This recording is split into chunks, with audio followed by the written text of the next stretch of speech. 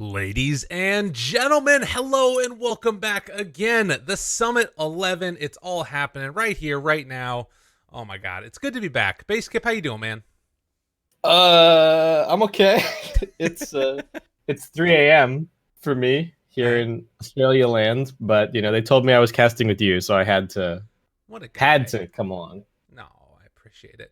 Yeah, it's so interesting. I was thinking about that the other day, like the fact that we just have people that tune in from all over the world. 'Cause I just put out a tweet. I was like, "Hey, we're casting this thing, a little bit of early morning fun." hmm But then I realized for the majority of the world, it's not the early morning. It's not exactly what time it is 10 right here, seconds right now. remaining. But it's Dota. That's how time zones work. I just realized this. Globe Earth. The Earth is round. Man, but yeah, we got a good one coming up here. paiN Gaming versus Invictus Gaming on this stream. On the other side of not the world, but the other side of California for me, and the other side of the world from you is going to be another match going on. NIP versus 178.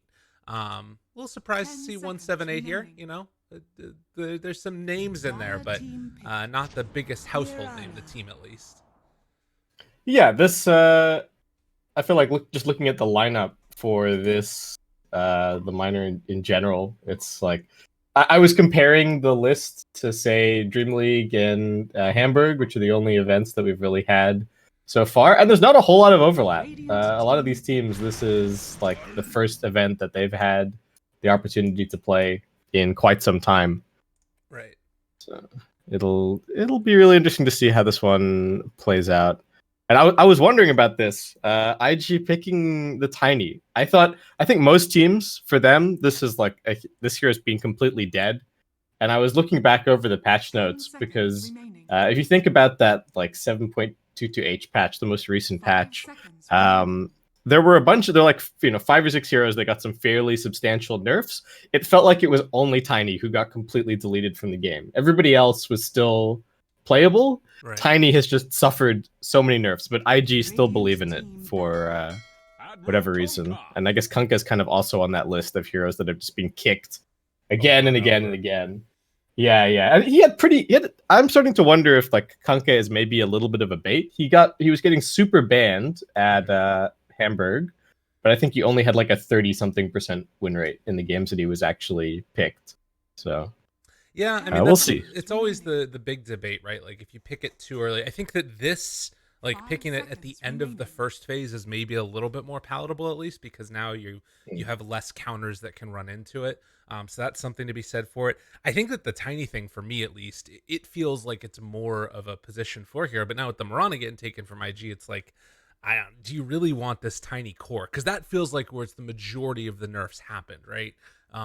This hero as a support still, I think, does a lot of what he'd done previously. Being able to find tossbacks in lane, even just initiation in general. Like cheap, low cooldown initiation is just so valuable. Dire team back. Yeah, I was very surprised. Well, not super surprised. After he received another round of nerfs, like I thought all of the Ags nerfs were probably enough. Yeah. And then they came in with this most recent round, and it was just like, okay, everybody's done picking him. I think the other hero that people have that's really fallen out of favor has also been Ember. Ember is just like disappeared compared to say a couple of months ago. But yeah, I have got a lot of other questions about this as well. We're late in the patch, and I know that people are complaining about stuff, but I think there are still question marks. Like for me, how much of Magnus is going to be a big deal here? Because some events and some regions, it feels like Magnus is this super powerful force. Everybody's really worried about him. Sometimes in the course of an event, if one team starts running Magnus strats all the time, then all of a sudden you see everybody else falling in line, and they'll pick the Magnus, or they'll be banning it first phase. And it slowly just moves up the priority list. Other tournaments, you don't see it at all. Right. And it just, like, it's not a thing. So, and this draft so far, no sign. This is just very, fairly standard, other than, like, the tiny that we've been talking about. Right. This is fairly on brand for this patch. Yeah, it feels like that mag is the type of pick that sort of defines a draft in a way, right? You have to play around that big physical damage carry, whoever it happens to be. And you kind of have to build your draft around that whole identity. And this, I don't know if Kunkka necessarily fills the same role, but it does define the way in which you sort of play a game out. And it's kind of like, all right, you maybe go together with two or three. Like I could definitely see this Kunkka and Lena just roaming around the map together. Radiant team X pick. Torrent once he gets a couple points up in that X, and then just follow it up with Light Strike Array for a quick kill. And the thing that's a little bit scary about it right now for me for IG is that they don't have the best save to deal with somebody getting caught by the X. Yeah, they haven't picked a Shadow Demon or an Oracle or anything like that. They go for the Lich instead. A little interesting there. I don't know if I would have Yeah. anticipated the Lich. Yeah, okay. So 5 seconds. still not 100% clear what's happening with this like tiny Mirana situation. Though I feel like it's probably just your Mirana 4. It seems to be the strongest role for the hero, but in general, it does still feel It feels fairly like a strong. Kaka hero too. Yeah, that's very true. And okay, paiN going kind of more in this like we're just gonna run at you sort of style. Not a whole lot of building damage just yet, and I'm not 100% sure about my thoughts on Undying in general. But if you wanna win the lanes, then Undying is still pretty good at that. So 10 seconds. we'll see. remaining. There was a little while, I don't remember what 5 region it was that we were seconds watching, remaining. but it was somebody that kept running Undying position 3 that looked really silly. Do you remember that? Was that Oh, what the hell was that? I don't even remember when that was. But they Yeah. kept running and then rushing an Ags. And it looked kind of yeah, cool a little bit. yeah. I think it was Southeast Oh. Asia though. Yeah, maybe. Regardless. Did Alliance run a pause 3 Which alliance are you talking about here? right. Like current Current the alliance. Radiant yeah, team current alliance. Okay. I don't know, I'm not sure. All right. Mm. It's fine, I'm sure. This makes Okay, sense Jug- though. Yeah, it's just he doesn't instaantly die to Kunkka combo. Is okay at hitting Tombstone. Good with the Lich, so it makes the Lich pick make a little bit more sense. They have some fairly strong lanes from the perspective of just being able to get kills. And just being able to potentially, wherever the Undying is, you know, I think they can actually bully this Undying reasonably well with their whatever their potential dual lanes end up being. That's paiN true. have to commit to something here. Yeah. They have to like actually start showing us a little bit more of what the strategy is going to be. I will say that I don't feel like IG have the best like team fight in the world. When I think about Lich, like obviously he's got Sinister Gaze, but it leaves him kind of vulnerable to getting just jumped on or something like that. Besides that, it's all like sort of nebulous, right? You've got like Arrow, Avalanche Toss is pretty good. That OD sounds pretty nice. If you can ever control that Juggernaut when his spin is down, he's just gonna get melted. But Yeah, I like the. I think this is an all right OD pick. They still really lack for building damage. And I guess it's what? So it's Undying's 5, Lena's 4, Kunkka's probably 3. yeah, That's the one thing that we've been seeing a lot is people are pretty happy to be flexible with how they've been running the Kunkka. And I would say it might even be like 3 is the most common role somewhat recently. Like lots of Kunkka 3 and lots of like Kunkka Hex. This Hex Kunkka has become a very popular thing. But yeah, they still don't really have a whole lot of building damage. So it's still position 1, probably going to sort that out. They've got the OD to take them into the late game reasonably well. And I really like that Drow Ranger ban, actually. It seems like Drow is coming back. She did get some really hefty 10 nerfs, but she does still have... I was looking at the old like Dota 2 Pro Tracker and whatnot, and that hero actually has one of the higher win rates among, you know, high immortal matches with pros, that kind of thing. nice. So I think it's one of those situations where a hero gets nerfed and everybody's like, oh well, this hero is unplayable now, or it just feels terrible to play if you've been spamming the overpowered version and then it gets reined in a little bit. If it goes from like a 56% win rate hero to like a 52 or 53% win rate, you're like, well, I don't want to play it anymore. because you can't just pick it in all the situations that you used to, and then it takes a little bit of time for people to come back around and be like, wait a second, this hero might still be playable. Yeah. Choose your Ooh, hero. What an interesting end to Zeus. this draft. Yeah, and the Bloodseeker as well. You think you're like, oh yeah, we're so far into this meta, we know everything that's going on. Like, how could there be any surprises? And then I here feel you like go. we have been seeing more and more Bloodseeker though, more often than not. Yeah, It's been coming yeah. back definitely. I've seen people maxing like maxing right out of the gate Yeah. as well, and just like farming for a while, using Bloodright, and then kind of accelerating that way. So like playing him in a true kind of hard carry fashion, which has been super interesting.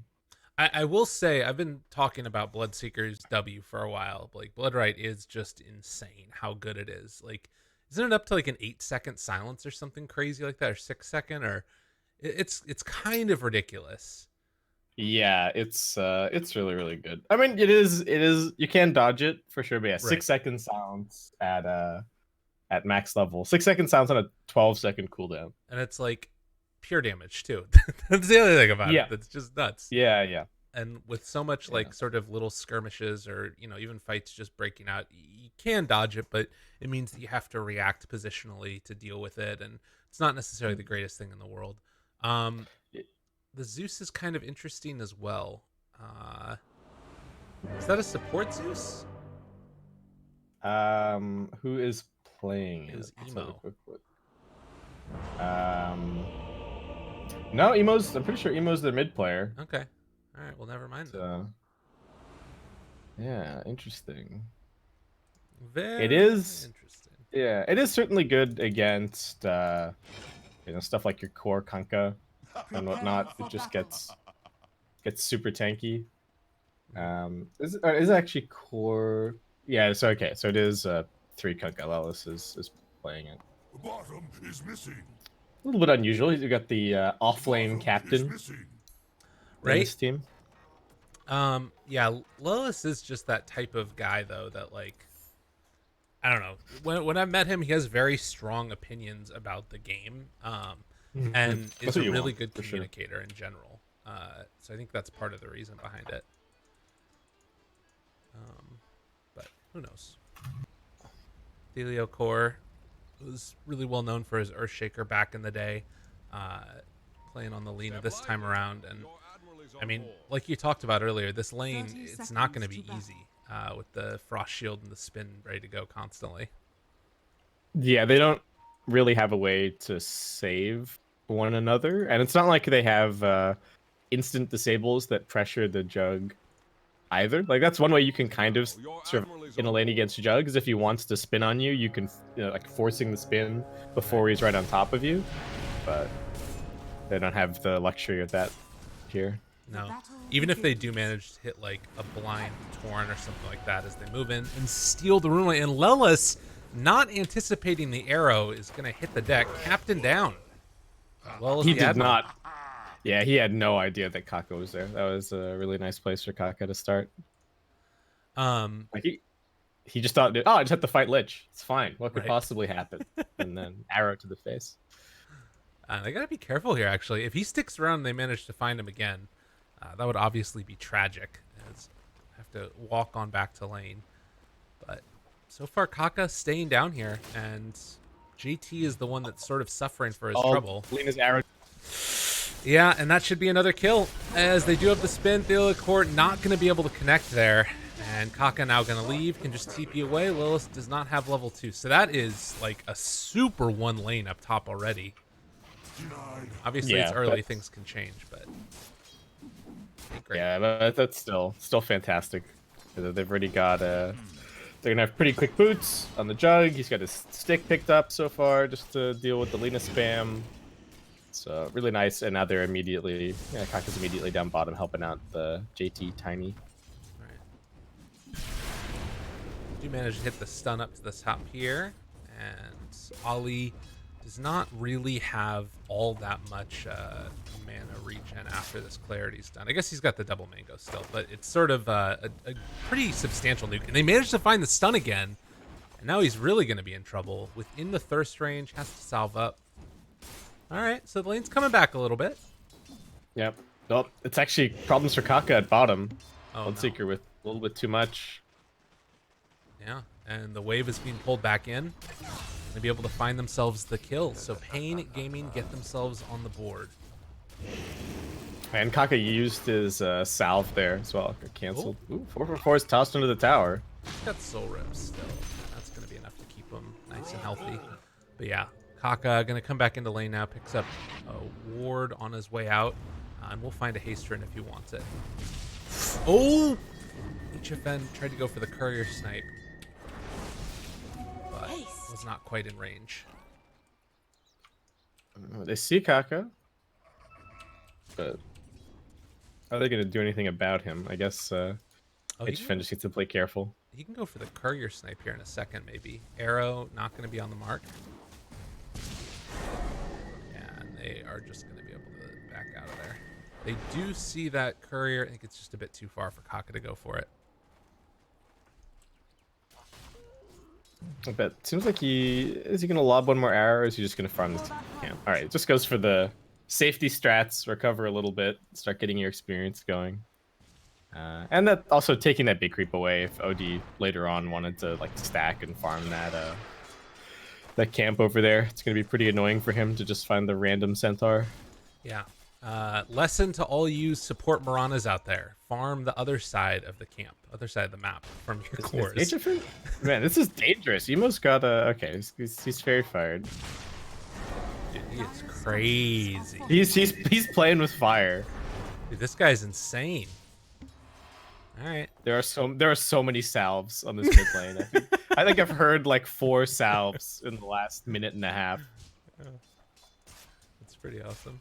Emo has more mangoes. He's just ferried 3 mangoes. And I mean, it's something to keep in mind, right? Like, you take a look, and the CS doesn't really matter because both, cores have been ferrying out so much. Like, they've actually got like way less net worth than the others. HFN just gets blasted there by Emo, not anticipating the level up, I guess. But he gets punished. Oh my god! And there's a regen. No, HFN. That sucks. It's not a nice start for him. Oh, that really sucks. He's gonna come over here and he's like, dude, my centaur is gonna be gone. What the hell? Can't quite get in range there with the lightning bolt. Now, and even comes in here hoping for the D ward, knowing that Kaka planted it. Look at this guy. He's just getting completely eaten up. The regen's still going. HFN, you gotta be careful, my man. Emo's trying to move in and break the salve even, but not gonna be able to go for him. While that's happening, we lose the Lina up top. Nothing of value was lost, surely. They're trying to pressure Kunkka, but he's a tanky boy. He'll be okay. Man, this is pretty brutal. And I mean, HFN actually has the slight movement speed advantage, but it doesn't matter. That's a pretty long arrow on Bloodseeker. I think he's gonna be okay. Radiant's middle tower is under attack. And they do actually get three bounties on paiN. So that's gonna bring things back a little bit for them. Yeah, that's pretty good there, definitely. I mean, again, for as much pressure as you're seeing HFN get placed on him, the net worth disparity between these two is not that significant. It's only 200 gold difference, which is a little. But mid is a real to me. slap fight. They're not even top of the net worth. They're both just like one guy's ferrying salves, the other guy's ferrying mangoes. Who will win? Helio Court needs to be careful. They have a frost shield too if they want to use it, and is able to force them back. The light strike array. That looks like... Watch out, Theoli Court. That's all I can say, man. I don't think he should. He looked like he was thinking about drifting in there to go for a stun after the imprisonment, but he's just super low. Yeah, he gets destroyed. This ult does so much damage now. Like, I've been caught out a couple of times by, like, oh, yeah, he just can't kill me. And then you realize that they've buffed it just a little bit. Right. And it's like, oh, no. Zeus just used a clarity. He's gonna get a broken here. Very frustrating. But yeah, it's that's kind of interesting. The other part is just how much like right click damage Evo does now. Like 93 as he pops the ulti there. Like he's just eating him up. Yeah, I don't know if the OD is supposed to be doing anything different here. Like, I don't know if he should have. If this is a matchup where you consider like, oh, maybe do I need to buy some tranquil boots, or I'm sure he's bought a couple of raindrops so far, but it just gets chewed through quickly. Arrow, bottom lane, finding themselves the Bloodseeker and getting the kill. HFN wanting to make that rotation, and we'll be able to find the Astral Imprisonment there.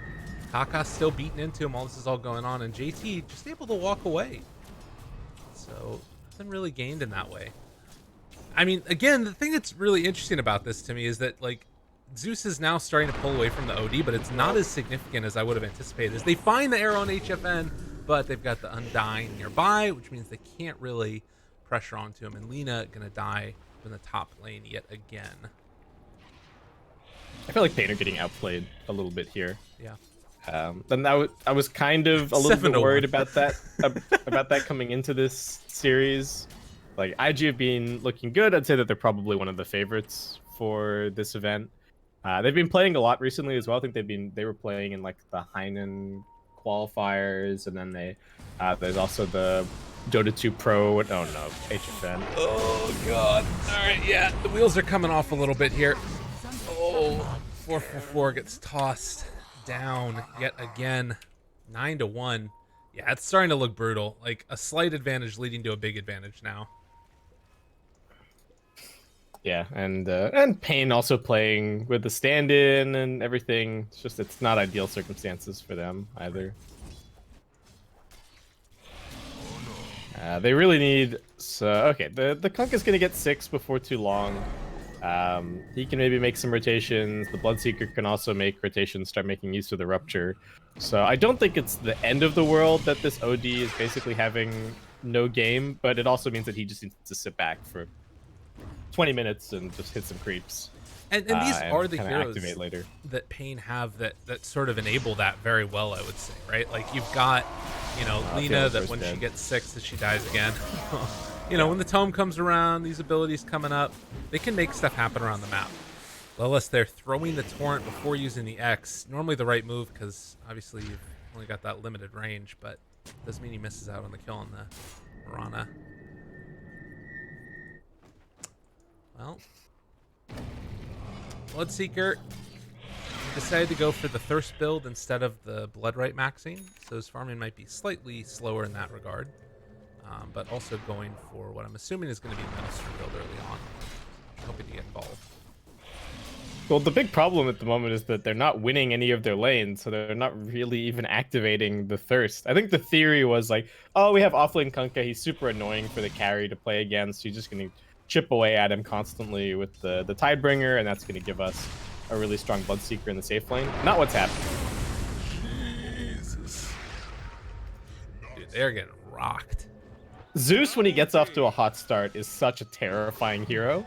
You're this Lina with 820 HP, and you just disappear. Yeah. What can you do? I mean, do something when the ulti's off cooldown, because that's the thing that keeps on just pushing him over the edge to get the kill there.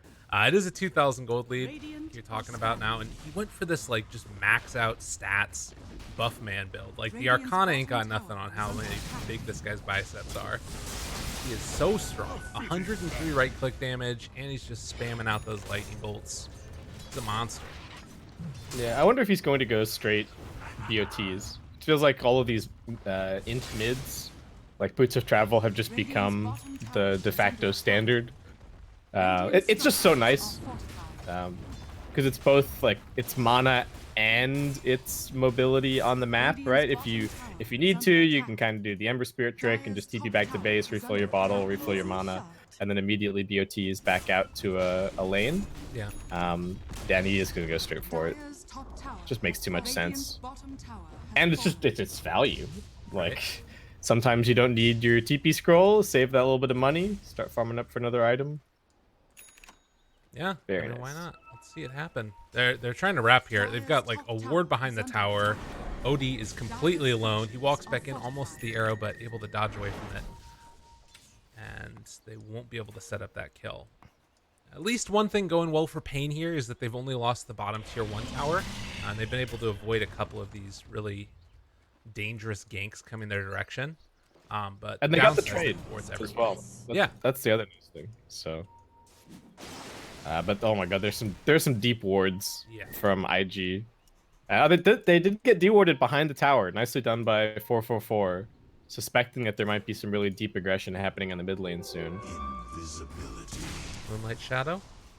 Not finding anybody. This could be a good setup for a fight here, actually. They don't have the Juggernaut in the area. He does have a TP available, but they see that the Invis was there, and they drop a Sentry Ward and back out. So, yeah, IG well on top of the game and making defensive moves when they need to as well. I think they can only fight if they catch the Zeus. Yeah. I think that's the most important thing. If they just let Emo sit there and get multiple rounds of spells off in a fight, I think they're gonna lose that fight. But for now, they are splitting up the map fairly well. Seeker is just going for a Maelstrom currently, so nothing too crazy. Theron's just kind of farming up. He is definitely going to need a BKB to play this game. There's just no two ways about it. You look at this IG lineup. Though the positive side is that once he gets a BKB, there's really nothing that kills him other than the Omni Slash. Right. So. Yeah, that's definitely a plus side of it. It looks like Jug is also going to be going for that Maelstrom too, so a little bit of that damage will be mitigated with BKB too. Now, the one thing that I'm looking for is how does Lelis get involved in this game? Because he's only got right now those 2 points up in X. You know, if he can get a third, that gets to the place where you can start actually catching the Zeus out of position from like a smoke or something. Here, it's still sort of dependent upon... Yeah, the smoke's about to be broken by Ollie, it looks like. That is such a good play. Holy crap. And now he realizes that they're there sitting on his ward. They're in position to defend. Like, they need to back out of this. This could be really tragic for them if they're not careful. Lelis goes for the arrow catch, and, well, now he's going to be pulled further back in. Hasn't dropped the boat yet, but did manage to get off that hood. So that's going to keep him fine and dandy. But with the tombstone down, that should be the end of the aggression. As IG anticipating the move and countering it perfectly. Yeah, it was a big investment for them, bringing so many heroes mid to hold on to the tower, but I think it's going to end up being worth it in the end. What's our OD status? Lyrical. I was just looking at him actually. Yeah. He's got dreams of a Kaya. He's still less farmed than the Kunkka, but you know we're getting there. Yeah, he's working on it. And 0-3-0, that's not the start that you want to see for your OD, that's for sure. I mean, if we're honest, you look across the board, it's just not a good start. They got 1 kill between them and 11 deaths.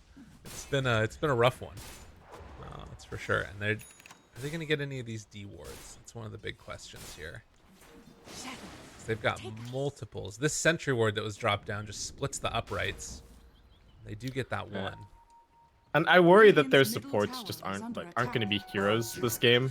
Right, Undying already feels like what is he going to be doing from this point forward? He's walking around with stout shield and some boots. Right. They have okay heroes to kill the tombstone, and there's just so much burst. And the same thing for the Lina, right? If the Tiny ever finds her, or if she gets caught by a random stun, then she's just dead. Can maybe scale a little bit, but the Olikor just hasn't had a great start, and there's not enough available room on the map for him to start thinking about getting 2 or 3 items. He barely doesn't even have arcane boots yet. We've got the blink on the Tiny now, and there you go. See you later, Lee. Hey, shout out to Twitch chat, by the way. I had one of the overlays up incorrectly for a while. Perfect. We get the kill on the Bloodseeker. That's my bad, guys. I've been trying to work out. They put together this new overlay system that's absolutely beautiful. There's all these cool things that you can do with it that pop things up and stuff. But I'm a noob. Oh, so I'm are you using the Tiny IO now? Oh, right. Is that getting rolled out for remote broadcasters? That's the dream. The dream. That thing's awesome. Yeah. But yeah, also a little bit fiddly. You need to know what you're doing. Which I don't. I rarely do. All right, X pulled back in. Avalanche toss, blink reveal coming out. They get the arrow follow up the light strike array. Not going to be able to interrupt the jump from the Jug. And they drop the ulti to no avail. Oh, man. I don't know if you can blame ping when you're on LAN. Oh, that one hurt. JT's going to go in? Dude, they got him. Oh, no, arrow hits onto the creep. Dude, that creep was freaking Secret Service duty. He just jumped in front of it. He survived long enough. Otherwise, that would have been tough. Okay, so well, they used the rupture on the Zeus. Emo did not carry, just TP'd back to base. Little 1-2 with the boots of travel, get the reset going, and now he's got his ulti back off cooldown in 8 seconds time, so should be able to look for some kind of a kill. JT's lurking. Oh, he's looking for this next opportunity. Finding somebody. Pop the ultimate, avalanche toss, finds that kill in Thelio Core. Not going to be able to take down Ollie, it looks like. Although with Lelis in the area, maybe there's a chance for a turnaround there. So they do find the kill on the Lich in turn, but not sure if it's good enough. X off cooldown 10 seconds away. That difference between level 4 and level 3, pretty significant as they lose HF. And again, God, they just want to take down Emo. It's not going to happen, dudes. Emo is a liver, and you guys are dropping one after another. Holy hell. 2 to 18. Yeah, Emo's a liver, and he is filtering paiN out of this game right now. He is just... This is what happens when Zeus gets off to a good start. If you win your mid lane this hard, then what can you really do about him? He's just going to explode on levels, get to that level 2 ulti super fast, max out his nukes. Well, it's nicely done. Well, Snipes the haste. X, where are you going? He's just going to run away now. Although, with JT in the area, he needs to be careful. Toss back? Toss back? It's on cooldown still. And they get Sinister Gaze pull away, and JT is able to escape. Fine and dandy. And meanwhile, we got Fly just pressuring over on the other side. Not a whole lot that they can really do to threaten him. Spin TP is 100% secure at this stage. So is he even just going to cut the next wave? Looks like he is. Like, yeah. He knows that people are in the area, but there's, like you said, nothing that they can really do to stop this. Again, I like the build that this Kunkka's gone for, like the pipe early on after the phase. I think it's really cool for offlane Kunkka, especially against this lineup. But I think they're just too big in the hole right now. Like, you need BKB at least, and Bloodseeker's not even going for that next. As it looks like Ollie able to survive their mid lane. Yeah, Bellis dropped the full combo on him, but Lich is actually fairly tanky. He's got the cloak picked up already, so he's gonna be okay. This Lich is gonna have some mana problems. Yeah. This game, especially no arcanes, going for the Glimmer Cape. He's gonna have to be careful about how he spams his spells, but I think he does. He should just have enough to like cast everything. But, oh, that hurts. That one really hurts. Like, he was just sitting there forever. Yeah, he was just chilling here the entire time. I'm sure the Bloodseeker is like so pissed off about that as they lose the Undying on the other side. It's like, we knew that he was in the area. Don't come back to defend. Now they're moving over. Gonna try and find this OD again. Invis JT with the Shadow Blade out. Currently more farmed than everybody else on the Radiant team as they're chasing for more. IG, they get the Yule Scepter lift up, pull back in Lelis. I mean, a Kunkka is tanky, but he didn't get his boat off, and it's not tanky enough. This is just an old-fashioned stomp. Oh, man. Yep. It's interesting because both of these two teams had relatively similar paths, like into the minor. They did pretty well in the major qualifiers, but then just didn't quite make it. Oh my god. Oh, they got him! They got him! Oh, get us to 3. Dude, unfortunately, we've already passed 22 on the other side, but right. Well, You gotta take what you can get. we were briefly at 2-23, so you know these things happen. Let's see what the old betting odds say about this He's one. been found out. Uh-oh. His revenge. They get him. Oh man, that was a good amount of gold. Okay. Well, it seems like paiN have not given up. That's for sure. I feel as though IG maybe a brief lapse there of just thinking like, oh yeah, okay, we've won this game. We can do whatever we want. But Right. it looks like paiN are going to keep them honest at the very least. Yeah, and immediately you see IG go back to hit Roshan. Like for a while there, you could see they're messing around in the top lane, trying to keep that pressure onto that tier 3. But this is the safer play. Although not when you down the Zeus, and that looks like that's going to be the call. Is let's get the heck out of here before things get too testy. So they'll wait for their Zeus before they go for it. And this is a little bit of a window for paiN to try and get their feet back under them, but there's a long way to go still. Yeah, they need these BKBs. That's the absolute must-have. So many ways to start a fight for IG currently as well. Yeah. Avalanche, an arrow after with the ulti on top. That is a quick kill. 425, did they get the courier? Not quite. You feel so scared as Bloodseeker putting Blood Rage on yourself anytime there's a Zeus in the game. It's just like, all right, I could lose half my HP to 2 global spells right now. Not that I think Zeus is overpowered, but it's very scary Bloodseeker. Yeah, definitely.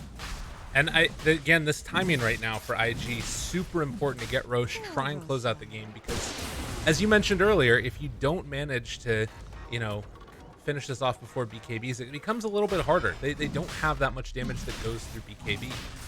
Fly is the main source of it with Omni Slash.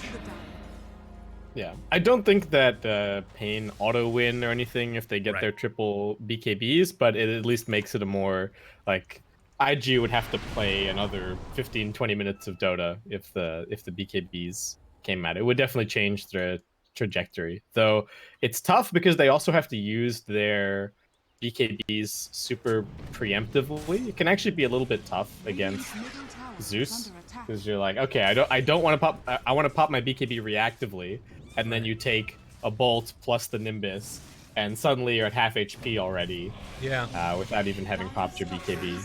It's true. So. Yeah. I think though what you're probably going to be looking to see is like as oh no, he's finding him, dude. JT. Oh no, he tossed him that way. The Nimbus was over to the side. I think he's still dead though. Ellis? TP. All right. No. This is coming here in person to finish this off. It's okay. Run away, Lilith. Space created. Bury me. And he will go down. Not you. Some space created. Again, everybody TPs to that side of the map. Now we get a little bit more time for Mr. Bloodseeker to try and farm up. Oh, they've seen HFN. Oh, they saw him. Oh, that's really bad. Astral, he doesn't have a blink though. Arrow him, Kaka? Oh, Show yeah. me your moves. That was perfect. Really well played. Nothing to burn. Again, paiN picking up some of these bounty runes, trying to make moves on the other side of the map, but it's feeling like it's all just coming a bit too late right now, as you're still a ways away from getting that next round of items. And IG gonna try and put the pressure on here as they get the creeps in towards mid. Fly immediately heads up to high ground, starts hitting the tier 3 tower, and nobody's home to deal with this, as they're just gonna lose Core again. Okay. Radiant's top tower has fallen. He goes down. Radiant's bottom tower is under attack. Tier 3 tower down, Fly. The healing ward. just X and walk forward to kill healing ward. Oh my god, no, Lawless, From yes, downtown. I've seen it! Radiant's top tower is Dude, that's something depressing when you hit like a 4 or 5 second arrow and just like they don't even care. They're just like, you know what, this Rax is more valuable than going for you. Yeah. Fly is a real objective-based gamer this game. He's got a few kills as well, but It's just one of these situations where they don't have anything to really threaten you as Jug, so you can just play as far on the enemy side of the map as you want. Keep farming up, and at this point, I don't really know what paiN do. We're talking about these BKBs, but Jug is also like getting to the point where he's just an absolute monster. He's gonna have level 18. He's gonna have another item soon. I don't know how they survive. But I don't think there's not a single Yule's Glimmer, Ghost Scepter. Like nobody has anything to say about Jug's ult. This is like the ultimate Jug game. It's like, what do you care about in this game? You're so far ahead. You've got like ridiculous amount of, you know, these little items that propel you forward. You've also got a Solar Crest on your team now that's just like buffing you up the entire time. He is so happy. This is the happiest Jug I've ever seen in my life. Underneath that mask, he's smiling. Just another day at the office for Firefly. Baiting this healing ward. See if he's gonna rotate in. Meanwhile, bottom lane. Oh, they hit the arrow long range. Kaka, she found her man. And HFN. Oh, can he get out of here? Another arrow. Lands it as he comes out. Yo, Kaka still's got it. That's sick. Omni Slash coming in towards the mid lane. They got the boat buff onto him, though. That's going to be a little bit more survivability. Oh, wait, no, they didn't even have the boat buff. That was just the pipe. Boat comes in afterwards, but Firefly just spins it off. No real worry. Yeah, I don't know about that boat. A little dubious. Oh, no. Yeah. Yep. And the healing ward comes out again. I think it's time to call GG, and Lilith does. Wow! Base kip. That was rough. That was a show. 4-31. What the hell? Yeah, sometimes you just lose all your lanes, and then you lose the game. Sometimes you start 0-3-0 at mid. Man. Yeah, I'm gonna have to update what it says on what happened in that game. So Invictus go up 1-0. All right. Figure out the overlays game. I got it. Don't worry. Nice. So yeah, let's see. I'm not even really sure what else to say about that. Like, was there a big outplay? I guess Kaka going up top and slowing down the Kunkka a little bit at level 1. That was such a good decision. Because you know he's vulnerable. You're obviously going to take Tidebringer early. There's not really a defensive option that you've got on deck, and being able to find those 2 kills like set him off to a really good start. Yeah, I think that was a fantastic read on the game, because like paiN's dual off lane is supposed to function by just constantly chipping you down with the stuns and the Tidebringer, and then that's supposed to be enabling the Bloodseeker on the other side of the map. But by starting top and just completely shutting down the top lane and getting Fly and Ollie off to a really hot start, Kaka also made his job easier in the off lane and made JT's life easier. And then mid lane was just won by itself. Like Emo kind of, I don't even think he played it in a particularly like amazing way. He just ferried lots of mangoes, CS'd pretty nicely, and the bolt spam was just way too difficult for OD to deal with. And he did get harassed a little bit by Kaka as well, also rotating over there. But you know, Kaka showing that he is in good form as always. The man's a beast. It felt like Emo was like, I don't care about gold in this matchup. I just care about like securing levels. So I'm just going to make sure that I can stay in this lane no matter what. And then once he hit level 6, he was able to take advantage of that to leverage it into a kill with the rotation. Yeah, he got the full triple null before he even considered buying a bottle or anything. He really just prioritized having every little thing for the lane. And then he was also being very efficient. I mean, it's expected of pro players these days, but always dropping your items on the ground before popping his mangoes and stuff like that, just stretching his effective mana pool as far as it would go. Yeah, you can see here these levels compared to each other, and it was like at a certain point, OD just kind of got shoved out of the lane a little bit. All right, well, ladies and gentlemen, again, apologize for the little bit of the issues that were going on at the beginning, but we should be back rolling and fine and dandy. Base Skip, any final words before we go to a break? Nope. Let's get to game 2. All right, see you guys in a bit.